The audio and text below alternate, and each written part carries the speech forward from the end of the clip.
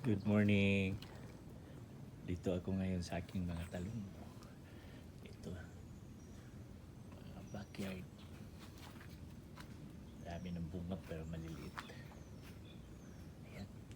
Meron din akong talbos ng kamote. Tingnan niyo po.